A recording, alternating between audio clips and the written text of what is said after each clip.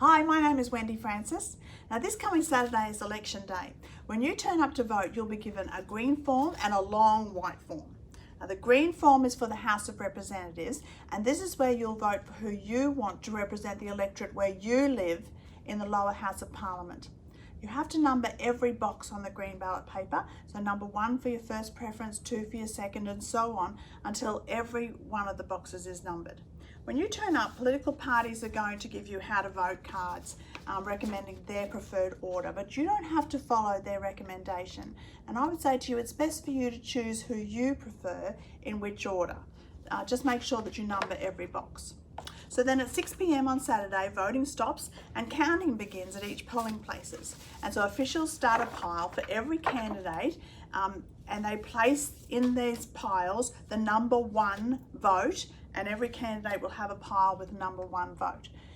Informal votes are removed from that count. But if across all the polling places a candidate gets more than 50% of first preference votes, an absolute majority, they will immediately be elected. But if no candidate has an absolute majority, the candidate then with the fewest number 1 votes in these piles is excluded from the count, but their votes are not lost. They're actually distributed amongst all of the other candidates to their second preferred candidate. So this one was their second, or this one, or this one. And that process continues until one candidate actually has more than half of the votes, and that person is then elected to be your Member of Parliament in the House of Representatives for your electorate. So you can see by this system that there's no wasted vote. Sometimes people say, oh, if you vote for a minor party, it's a wasted vote. Well, that's not correct, because there is no wasted vote. The white form, the big white form, is your vote for who will represent Queensland in the Senate, our federal upper house. So the Senate is sort of like our watchdog for the government. And it's important that you vote according to your preferred candidate or party. So, because again, a vote for a minor party as your number 1 choice will never be a wasted vote. In fact, many people choose to vote for a different party in the Senate than in the House of Representatives because they want to make sure that the government is kept in balance with voices that represent their values, your values.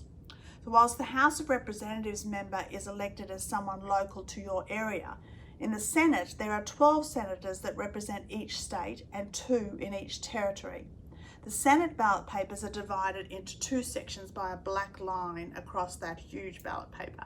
And in this election, 6 candidates from each state and 2 from each territory will be elected to the Senate. So you have a choice in the way that you vote for the Senate, now above the line or below the line. Vote for the parties or groups again that you support, and most importantly, who reflect your values.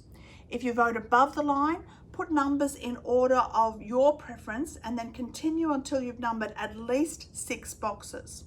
If you want to continue and ensure your vote reflects all of your preferences, you can number as many additional boxes as you choose above the line. Now, by voting above the line, your preferences will be distributed in the order that the candidates appear below the line for the party or the group you have chosen. If you choose to vote then in the section below the black line, you'll be voting for individual candidates. So in this case, write number 1 in the box next to the candidate who is your first choice or of representative, and 2 in the next box who's your second choice, and continue on until you have numbered at least 12 boxes below the line.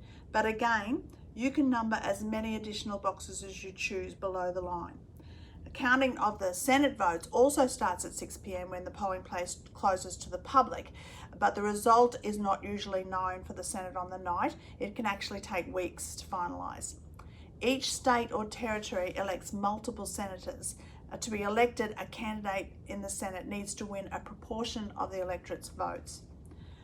There is no doubt that this election will be pivotal in our nation's history, and so I would say to you, please vote carefully and prayerfully, because God says that it's righteousness that exalts a nation. Thank you.